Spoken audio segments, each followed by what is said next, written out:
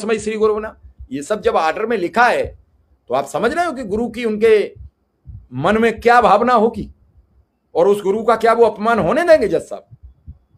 और जो दूसरे जज साहब रहेंगे क्या वो मान जाएंगे? अगर एक चले भी जाएंगे तो क्या वो मान जाएंगे? तो इसी पर्पज को देखते हुए सरकार स्टे के लिए गई हो। हालांकि जो अब तक वकील साहब से बात हो रही थी वो कह रहे थे कि रिव्यू भी खारिज होगा, स्टे भी खारिज होगी, लेकिन अदालत में मैं तो जब तक आर्डर नहीं आता है तब तक मैं इन सब चीजों पर बहुत गहन बातचीत नहीं करता हूं। और जिस दिन 6 महीने पूरे हो जाएंगे उस दिन वकील साहब कह रहे थे कि मैं कोर्ट ऑफ कंटेम्प्ट में चला जाऊंगा। ये 6 महीने 4 फरवरी से शुरू कर लीजिए, शायद 4 जुलाई या 4 जुलाई को होने चाहिए, उसके बाद कंटेम्प्ट में जा सकते हैं, तब तक तो वो कंटेम्प्ट में भी नहीं जा सकते।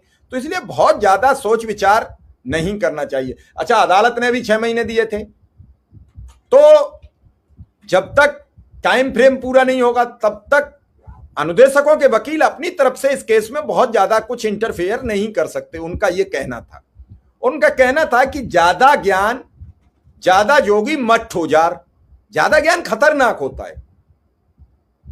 जो है वो सच ये है कि हमें नोटिस होगा, हम अपना पक्ष रखेंगे, जब तक हमारा नोटिस नहीं हो रहा है तब तक हमें 6 महीने तक इंतजार करना पड़ेगा, इसके अलावा कोई चारा नहीं।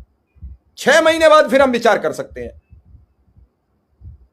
तो फिर उनसे बात की जाए।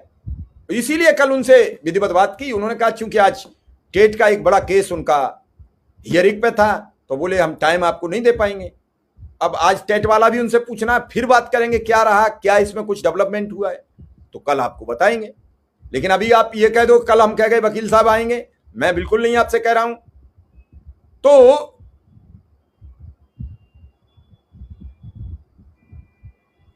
कई चीजें हैं जिन्हें आपको समझने की जरूरत है।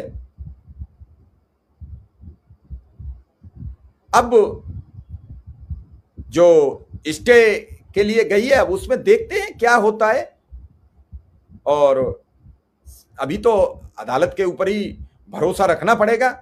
अभी ना तो अदालती आदेश कहीं रिव्यू सुनवाई में आया है, न अपील जो उन्होंने एडमिट की है ना वो अपील सुनवाई में आई है, दोनों चीजें पेंडिंग दिख रही हैं।